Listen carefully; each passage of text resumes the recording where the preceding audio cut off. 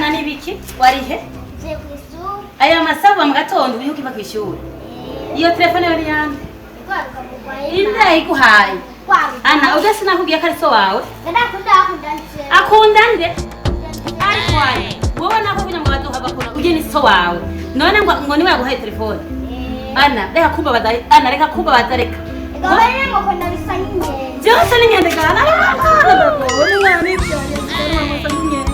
ana nawe uje do kono na rubuzima ana ugene mu ngari ni so wawe yana ugene so wawe na nawe ga do kono no buzima imi telefone yagwaye ngunzaniye akunda wewe reka sana hado hava kono na rubuzima akunda zana akunda wewe gawase nyende oya jana yakumbwira ukwana reka kumbwira ndagoja umwana ananiye ariko umuntu ngana nawe kari so wawe kandi aza kujana mu bintu bibi oya ana makosana miyo telefone yaguhaye ngunzaniye iyo telefone ana je mutanda gutamwe yinzu mbutanda igutamo ngende nara yaguhaye kigana mwana watako yaguhaye kuva mvuka je sindigira no mbikipizo yaguhaye mbiki kimeta gute ariko nawe urangoye mwana ikipizo gisabute yana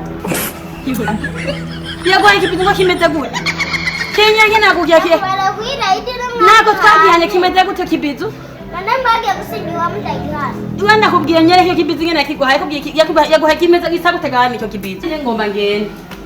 Nobusa kuteka kwawe twose. Genda giye. Wingi? Bizogutunga yana namwe kazokononera ubuzima. Umwana muto nka wewe. Utabiga bizogutunga. Mugende genda giye sigara mwiyonze wenyine hamba kizogutunga.